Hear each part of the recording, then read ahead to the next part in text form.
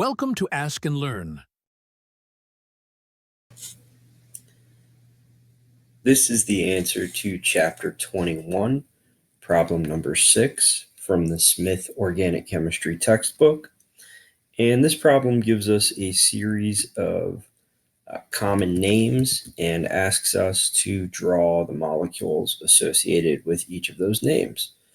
So for A, we have sec-butyl ethyl ketone. So we can start by drawing the ketone, and then the name sec-butyl ethyl tells us that we're going to have an ethyl group to one side and a sec-butyl group to the other. So there's an ethyl group and a sec-butyl group would look like that. And so that's sec-butyl ethyl ketone. So that's A. So then for B, we'll follow essentially the same pattern. So B is methyl vinyl ketone. So we can start by drawing a ketone,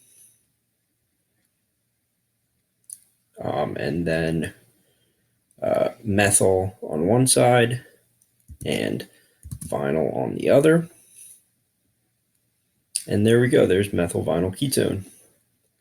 So then for C, we have p-ethyl acetophenone. And so for this one, I actually would start with the aromatic ring. So we have our aromatic ring.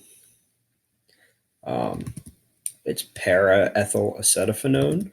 So we can just throw an ethyl group really anywhere around the ring. And then para to that, we're going to want to draw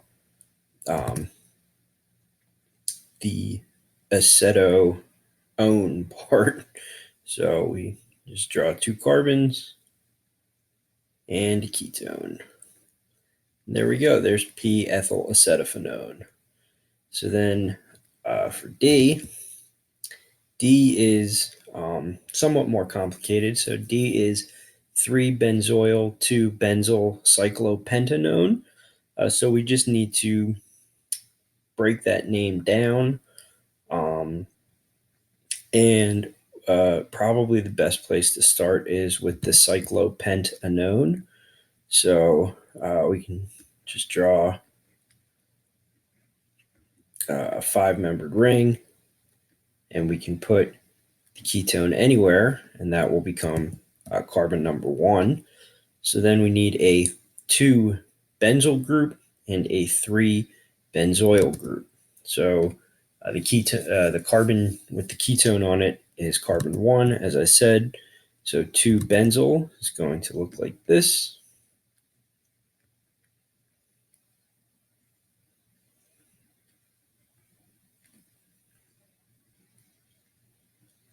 And then 3-benzoyl is going to look like this.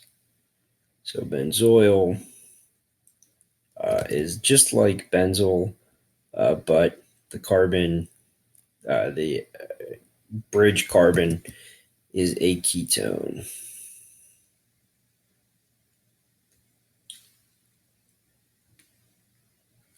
So there we go. 3-benzoyl 2-benzyl cyclopentanone.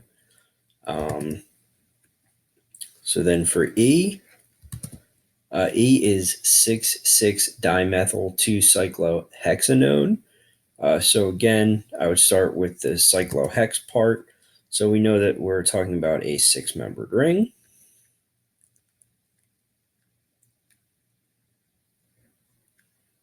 So there's our 6-membered ring.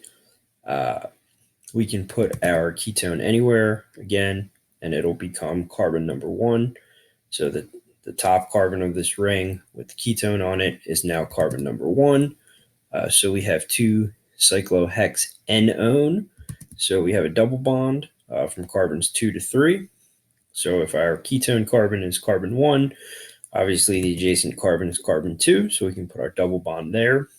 And then we just need to put 2 methyl groups on carbon number 6. And so there they are. So that's the answer to part E. And then for F, 3-ethyl 5-hexanol. And so the place to start here is hexanol. So we know that we're going to have a 6-carbon chain. So 1, 2, 3, 4, 5, 6. We know that this ends in anol, so we know that there's going to be an aldehyde there. And then we just need to fill in the other two pieces that we have. So 3-ethyl 5-hexane. So from carbons 5 to 6, we're going to have a double bond. And at carbon 3, we have an ethyl group.